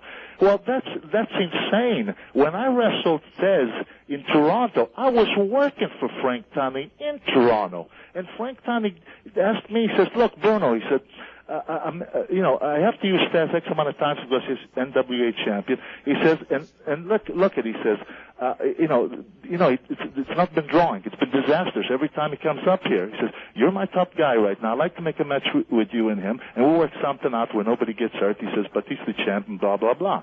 I said, fine, Frank. I said, that's fine. No problem. So that's what we did. It was like a double pin thing. I thought I won. He thought he won. Referee raised his hand. Fez was the winner. Fine. That was it. I mean, he said that Frank brought me from New York. If he had brought me from New York, I would have been the champion, because when I went back to New York, a short time thereafter, I got the belt from Rogers. Do you understand? Mm-hmm. I mean, it's ludicrous. It's insane. I don't understand where this guy is telling these stories. There's just no truth to them whatsoever. This $100,000 demand, all due respect, he was in no position to demand anything, because he wasn't getting the job done anymore. He just wasn't drawing anything anywhere, and that's why they wanted to get rid of him. Now, they respected him. I'm not want to make it sound like get rid of him like he was an old shoe, but they just didn't want him in that spot anymore, because he just wasn't getting the job done. He just wasn't drawing anymore anywhere. And then he said that after he did that with Rogers and me, that really closed the doors for him in New York. Gee whiz, Fez hadn't been in New York since '51, because he drew the worst gate ever when he wrestled Rock in New York. I mean, I'm not putting the guy down, but my God, he tells these ridiculous tales. They're so outrageous, and there's no truth to them. And I don't understand it. If it's his mind, really, he believes that nonsense. He says there was even a bond that had been put up for Rogers and me in Toronto, and if we didn't go through with the match, we would have lost the money. What in the heck is he talking about? I never even heard of there was one with Rogers, because it was the NWA title with bond. Rogers, because the title was involved. Right, yeah. Yeah, but not with me. I never heard with you. Well, that's what he told that Dan guy, Dan Rosinski, whatever his name is, from South Carolina. But he said, one thing, I came from New York to wrestle him. I was working for Frank Tunney when I wrestled him. Okay. You didn't know that? You didn't know that, Dave? I mean, you were just about to go to New York. I'm trying to remember the time frame, but this was early '63 when this was all going down. Yeah, but at the time when I wrestled Fez, I had no clue what was going to happen in New York, because when Vince finally contacted me, I don't want no part of New York because of the bad memories that I had there. And then I made certain demands on him, and then finally, when everything was agreed upon, then when I went to New York, in a short time thereafter, wrestled Rogers for the title. But, that was after the Fez thing. Do you think that if I was going to be champion in New York, that I would even have agreed to wrestle Fez and lose a match? I wouldn't have even agreed to it, because that wouldn't have done me good for what was about to happen. But at the time when I wrestled Fez, I didn't even have a clue that I was going to be a champion in New York. Didn't have a clue at the time. This came out pretty fast when they started contact, because New York was dead. Rogers had literally taken the territory. Believe me, it was a disaster. McMahon was practically in bankruptcy. And Tootsmond and he were feuding a little bit, because McMahon said, look at the successes guys having in Canada, and he says, well, we had him here all the time, but you wanted to stick with this guy who's killed so many territories in the past, and now he's done this one in as well. So they were feuding over that, and finally, because McMahon and I weren't even talking, they went to a guy named Ace Freeman to contact me. I told Freeman, if McMahon wants to talk to me, let him call me. So finally McMahon did, and then when he wanted me to come back, he was offering me a guarantee week. I says, no, there's only one way I'll come back, and that's with, and the thing with Rogers. And that all came about quickly, but at the time I wrestled Fez, I didn't have a clue that was going to happen. And I repeat, I was working for Frank Tunney when I wrestled Fez, not Vince McMahon. So I don't know why he tells these things. They're outrageous. Anyway, that's it. Okay, one thing I just wanted to ask you, and we got to run to a break real quick. In the thing in the mid-'60s, where they were going to unify the title and everything? Yes. To pacify him, and you know wrestling, I don't think it's inconceivable that they went to him and go, Lou, if you lose this match, we'll give it back to you a year later. Whether that year later would ever come or not is another story, but that's not exactly uncommon in wrestling either. Okay, that's possible, but you know why I don't believe that? Because I think Mushnick respected Lou, and I don't think he would have given him a con job like that. I don't believe that. No, you may very well be right. Yeah, huh? You may very well be right on that. Wes, how are you today? Hi, guys. How's it going? Real good. Bruno, it's nice to talk to you. I wanted to ask you in regards to Stan Hansen and the neck injury. Did you think at that time that you would be able to come back, considering how medicine was at the time, from such a serious injury? And also, what do you think of Hansen's work? It was a little bit different at that time period, with the roughhouse style. Yeah. Well, the doctors told me more than likely I would not come back. Okay. But I somehow I didn't believe that. I was always a fanatic with my training and everything else, and I know somebody might say, so what? But so what? The better condition you're in, the better shape you're in, the more desire, unless it's a situation where you're paralyzed, which I became within a millimeter of being paralyzed from the neck down. But I didn't. So, no, they thought that the chances were against it, but I guess I fooled them because I did come back. As far as Stan Hansen, when I wrestled him back then, I thought I had some fairly good matches with Stan, but obviously he was a very young guy, and as time went on, he got better and better. But I thought he was a talented guy. He was raw. I think the time when I broke my neck in New York, I should have realized, because I was the veteran. I had been in the Garden I don't know how many times, where with him it was the first time. I think he was nervous. I think the match had gone on for about 15, 16 minutes at the time and very sweaty, and I don't know if the nerves maybe made him tired too. I really am not positive or anything. All I know is that I got dumped on my head. But to stand from that time, I wrestled him many times after that.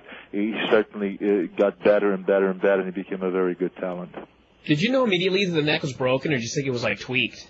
I didn't know. Everything went kind of crazy. At first, I felt like a bolt of lightning went through my body, and then I was like I couldn't feel my body. It was just such a weird thing and then I was told that I got up or he got me up or something, but I had no recollection of any of that or whatever took place after that. Next thing I know, I was in an ambulance going to a hospital. It's funny because I've seen that match. And, after you break your neck, you come back and make a comeback, knock him out of the ring and everything like that. I never seen that. Yeah, you made a comeback. But, when you went down and it was, you got basically body slammed right on your head, and you could just see, it's like almost like a boxer knockout. And, for a couple of seconds there, it's like, wow. You know, it's like, how did they continue the match? But then I don't know what it was, but I mean, you made a comeback, like, and then I guess, I don't know. I mean, but yeah, there was a comeback there. Well, you know, Dave, I've never seen the match. That's amazing. How did you see that match?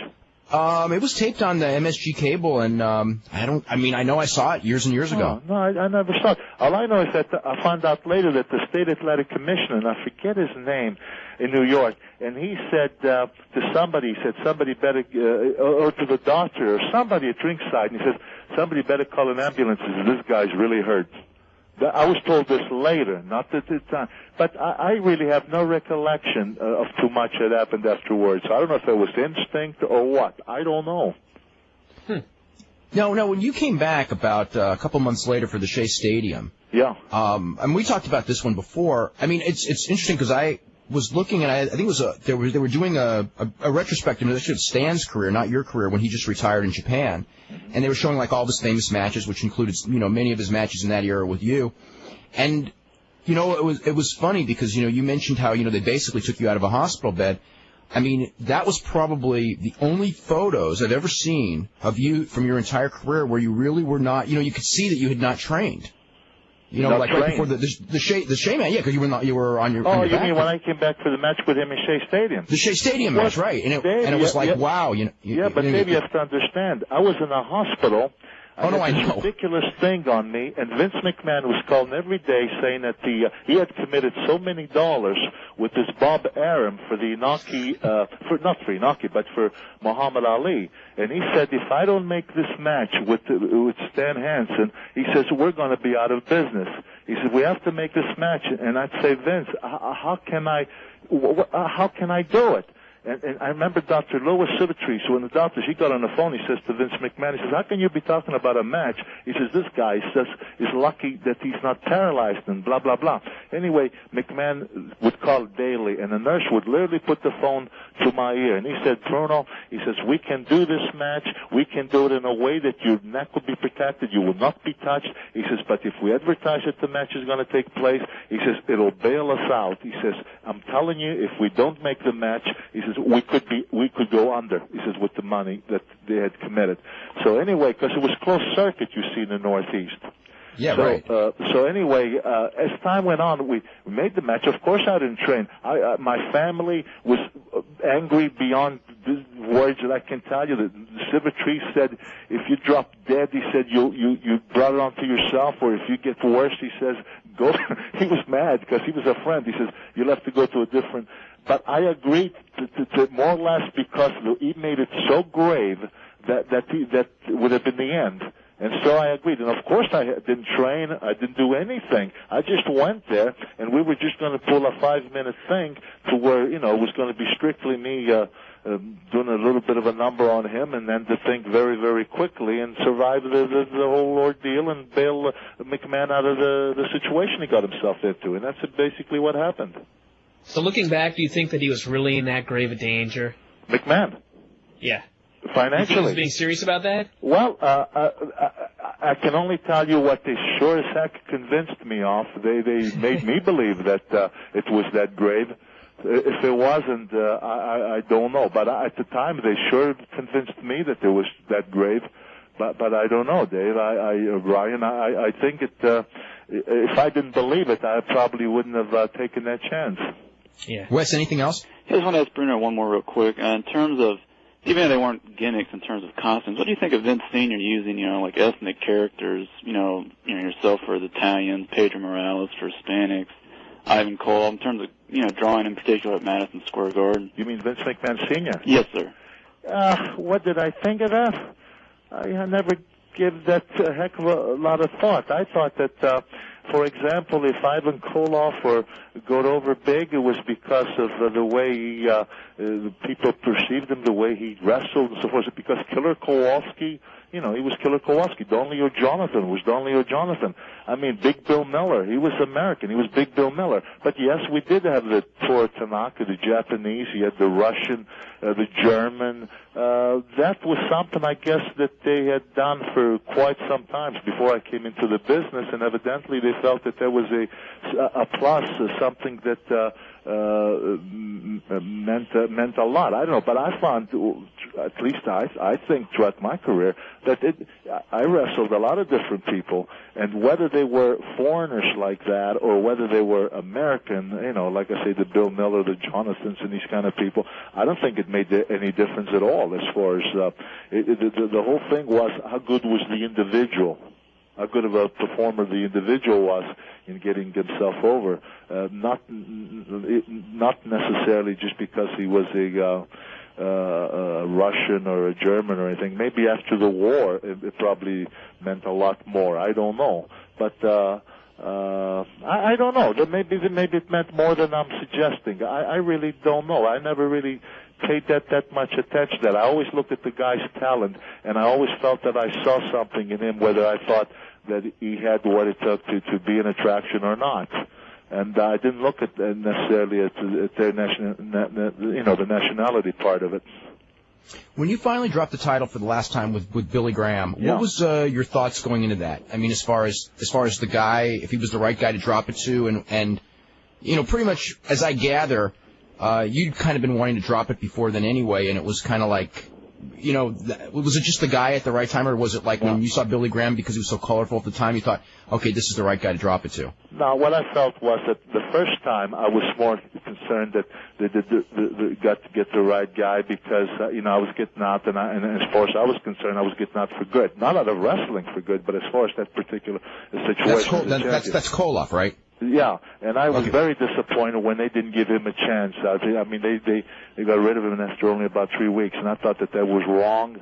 I thought that was ridiculous because I felt that he could have gone on for, a Koloff or a Graham, but they would have never lasted too long because that's just the nature of the business at that time. It's a lot easier to feed the villains to a good guy than it is to create good guys to keep feeding to a villain. It doesn't work.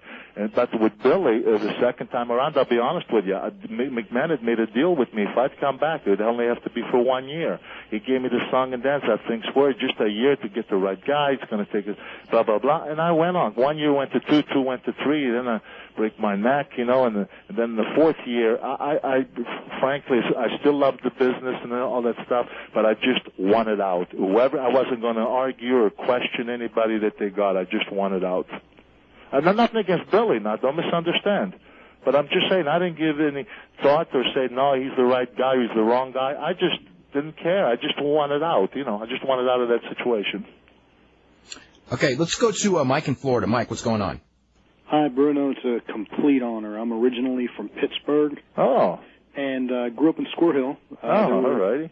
There were 2 heroes in my life growing up in Pittsburgh.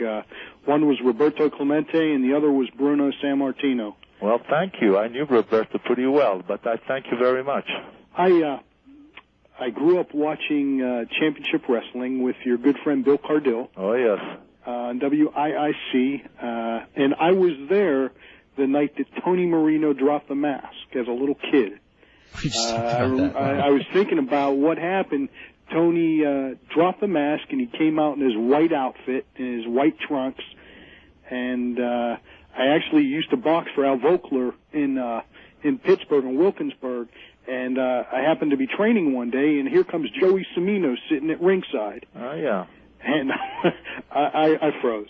And Bruno, I just, before the people were chanting Rock and Hogan, Bruno Sammartino made professional wrestling what it is today. And guys, hey, don't blame me for it. No, I mean, Bruno was, I've met you as a little kid at the Dapper Dans. Oh, yeah. And you were always the same as the persona that everybody saw on TV. And also, I want to thank you because I was one of those people that had written you. Oh? And I have a book. It's and if you want to know, it's Meiselman's sports address book. Huh. Okay, I paid about $39 for it, and your address is in there. Ah, is that right? That's where it's from. Yeah, it's Meiselman Sports Address, and I wrote to Bruno, and I sent Bruno a picture that I had since I was 10 years old. I think my father had taken me to every match with the Bobby Hurricane Hunt and the Carnegie Cup and Johnny DeFazio and Dominic. It's just a complete honor, and guys, you've done your show a complete service. This is a hero to anybody in Pittsburgh, and Bruno, we just love you. Well, God thank bless you very much. I appreciate you, the kind words. Thank you. And I'm just going to leave it at that because it's just a complete honor. My wife was going to go for a walk with me, and I said, no, I'm waiting to talk to Bruno. Oh, thank you. But thank you very much, and take care of yourself, and it's an honor. Thank you. Thank you sir. again. Okay, we'll try to get one last caller in. John in Florida. John, what's going on? Bruno, how you doing? I'm okay. How are you? Listen, I got a question that's been bothering me. Okay. Okay, a lot of people trash Hulk Hogan, and I want to know, is it true why they trash him is because of the money he's made? He set an indoor attendance record which no wrestler could ever break again. It's already been broken. True? It's already been broken. Who broke it? Inoki and Flair broke it. That's in Japan. I mean, here in the States. Well, actually, it was in Korea, but if you got a big enough building, somebody else could break it. They happen to wrestle in the biggest building, that's all. Are you talking about the gate like at the Silver Dome and that? He's talking about the Silver Dome, I'm sure. Yeah, but keep in mind, now wait a minute, in all fairness, I'm not going to give him all the credit for that. Keep in mind, that was WrestleMania, and they built WrestleMania to be this spectacular thing nationwide. To be perfectly honest with you, if he was such a hot item, how come then I was still with the WWF as a commentator when they went back to that big stadium in Michigan, and he wrestled I forget who, and they did as little as 9,000 people. How do you go from supposedly 90,000 to 9,000? Now, so you see, when you have a spectacular thing like that, like WrestleMania, it's they have the movie stars and outside athletes, and they make such a spectacle of it that you can't just give the credit and say he alone was responsible for that. Hey, I consider my match with Zbyszko with 46,000 people in Shea Stadium bigger than that for the simple reason that it was strictly a local show, advertised strictly for New York and no place else, and it was just a local show, and that's it. And we did that many people. And keep in mind the Silver Dome, and Dave would know better than me whether this is true or not, but this is what I was told time and again, that 90,000 they keep talking about, that 30,000 of those were actually giveaways. Is that true, Dave? Not quite that many, but I think the paid was about 70. Was it 74? 74, I think it was 76? 74 paid and like 78 in the building or something. Yeah. Okay, Bruno. Yeah. Is it also true that people are jealous because he was getting percentages of pay-per-views?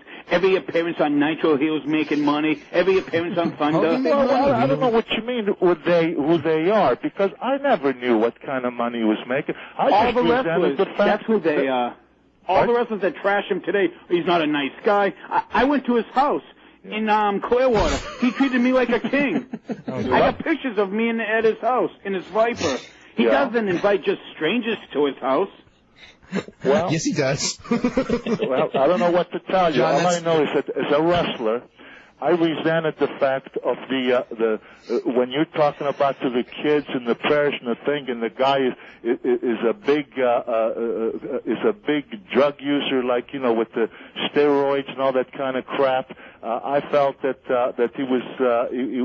I just felt that there was a lot of wrong that going on at period with all the different things that they were doing, drugs of all kinds, and I just felt that I needed to see that in my business, and I felt that a guy like him, being that he was on top, if anything, he should have been a spokesman to keep the business clean and to keep a lot of that stuff out instead of being one of the participants. We're going to go to Bob in Rhode Island. We're going to get one last caller in. Bob, what's going on? Hi, Bruno. Dave, great show. Brian, you too. Bruno, I just want to thank you for all the shows that you put on in the 70s in Providence and in Boston. I mean, you were the greatest. I can hardly hear you. I'm sorry about that. But what you're saying, that you saw me in Providence? Is that what you... Yeah, I wanted to thank you for all the shows that you put on in Providence and in Boston in the 70s. I never missed any of them. Oh, thank you. And you truly are the greatest. I have two quick questions, though. One, are you planning on writing a book? No. You're not? Come on. Well, you know what? These guys today can write books because wrestling, gets a lot of notoriety now with media, so that they can get publishers and that. I did one book in 1990, and the local people here, they didn't even have the ability to put it nationwide. It was more local than anything else. I wouldn't go through that again. I don't think so. And just one other thing.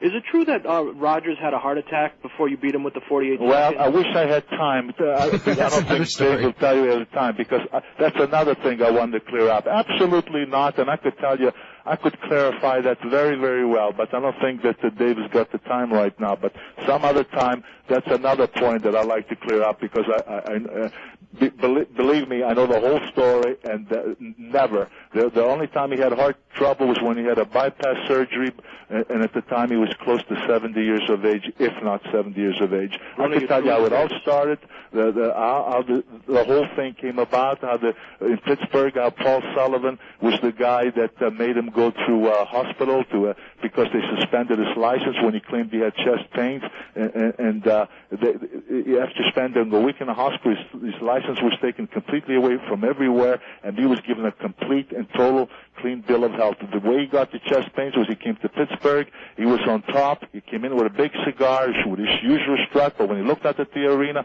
half hour before the show started, there were like 800 people, the building goes about 19,000, and he said, I'm not going to wrestle in an empty arena, so he told the doctor that he had some chest pains. When the doctor heard that, he says, I can't let you wrestle, but he reported to Paul Sullivan, who was a very strict athletic commission, and Paul Sullivan put out the word that this guy was having these problems, and until it was resolved, that he was suspended, license all over. And that's when he got very angry, Rogers, because he thought he was just going to get out of that show that night, but then all this came up, and then McMahon put him in this hospital in Washington, D.C., where he stayed for, I don't remember how many days, but I remember the time where they put him through every imaginable test there was, and he got a clean bill of health, and then he came out, and then the license was reissued to him, and he continued his career. Later on, after he lost to me, he said that they took him in a ring and practically in a stretcher, because 2 weeks before he had a heart attack, and 2 weeks before I wrestled him on TV in Washington,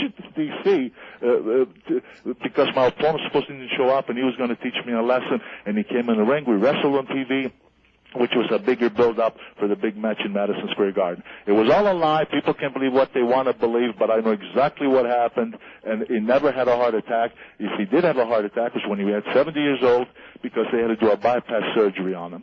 You're the greatest. It's funny, if you look back at 1962-63 and Buddy Rogers as NWA champion, and then with WWF champion, you will see a lot of similarities in Buddy Rogers and Shawn Michaels, both in the ring and out of the ring. Is that right?